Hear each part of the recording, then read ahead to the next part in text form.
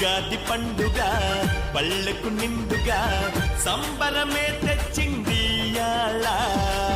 ఉగాది పండుగ పల్లెకు నిండుగా సంబరమే తెచ్చింది ఇయాల.